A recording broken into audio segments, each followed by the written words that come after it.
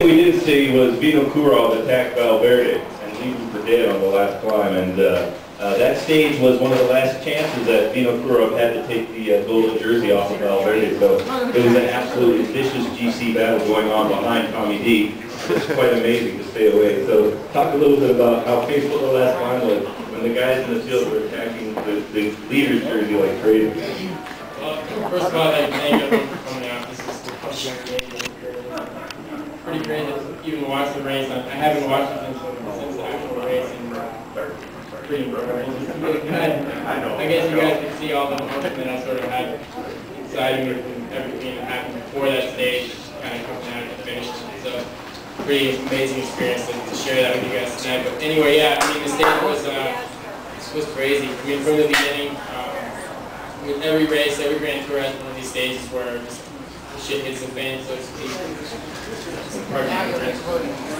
It's a crazy stage, and what had happened was there was a big Category 1 climb, a horse Category climb in the beginning, and right from the get-go, we sent a guy in the breakaway. There was 30 guys, and we decided to chase it down, and I would go across. And what happened is when I went across, all the GC guys came with me because I was 10th overall in the race, and normally they don't let 10th overall go up the road ever. So I just kept attacking, and they kept coming with me. And some guy, Samuel Sanchez, this guy, kept right next to me as I was attacking, sort of Floyd Landis style, and I'd already done that in Georgia, so I did keep attacking.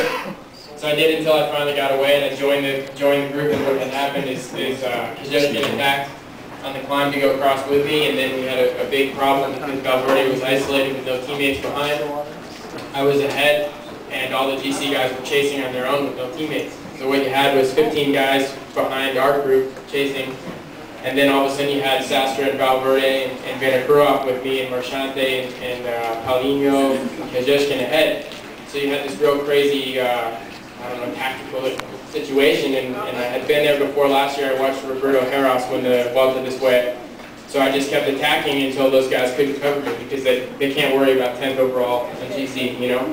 So I finally got away, and I got in a breakaway with some guys that weren't so strong, but I worked as hard as I could, and I knew that, you know, this was my opportunity, and I went for broke on that stage. I gave everything out on the road, and it was hard because CSC and Castapan were chasing behind, and I had Paulinho sitting on with me ahead with Astana, and pretty hard day. I actually don't really remember it so well. But yeah, the last climb was super painful. It's kind of funny to watch it on TV because it looks effortless, but I saw 2 of the last climb the whole way up.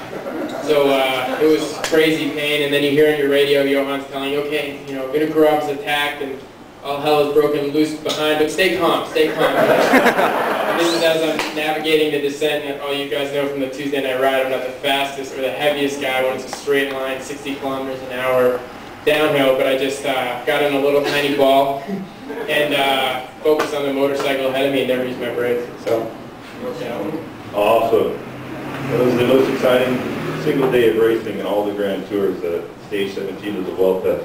Real honor to win that. Earlier in the Vuelta, though, things weren't necessarily going your way, even though the team had a tremendous amount of success with the jersey for Brakovic, a stage win for Eloy Martinez. And did that give some extra pressure, or did the success take a little bit of the pressure off? I think it was a little bit of everything. You know, obviously, I was really frustrated with how the beginning of the race went. Number one, how my teammates were riding, and number two, how I was riding.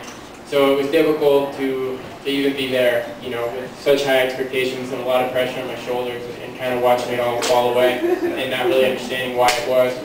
So, you know, when Brakovic got in the jersey, he gave me a role to be a domestique to work for him, which gave me some time to kind of figure myself out. And then when Eloy won his stage, that was just nice for the team. So it just kept the momentum going, and it allowed me to kind of play the role of every type of rider, starting as the GC leader and then becoming a domestique and chasing breakaways down to leading the race as the GC leader again. So it was quite an emotional roller coaster for sure. Well, one of the hallmarks of a great bike racer is not winning when you feel good. Most guys are capable of doing that in a professional peloton, but the real hallmark, and it's wonderful for me to watch Tommy D have this in his character, is that when things go bad, is you start to race well.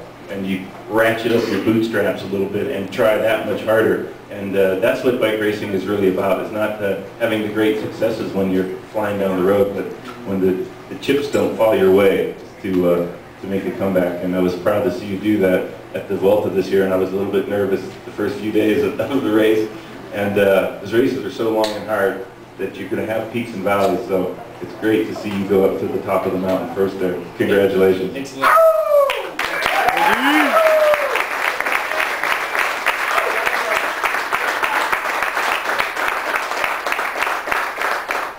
It's officially beer season now. It's deer season and beer season for the bike racers, coincidentally. I don't know if those two go together well. I don't know. I've been a hunter safety man in Bayfield. What else you want to talk about? How about next year? We got the Tour of California coming up. Last year, a little bit bittersweet, the Tour of Cali. You were pretty solid, but Flying Floyd Landis got the victory.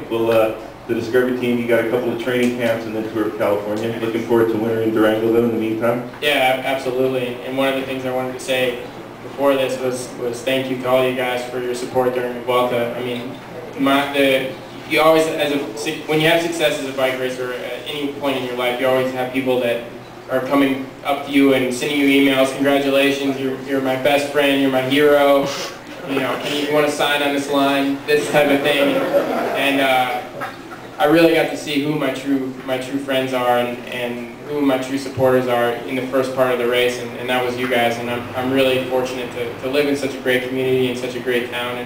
And I couldn't have, you know, someone asked me, or Valenius asked me 2 days ago, they said, do you think your move to Durango is got you where you are? And I say, yes, big time, because I met my wife, I met everyone in the community that's helped me along the way. I have a great place to train, great food to eat, great people to hang out with, the best support in the world. So thank you guys very much for being there for me. And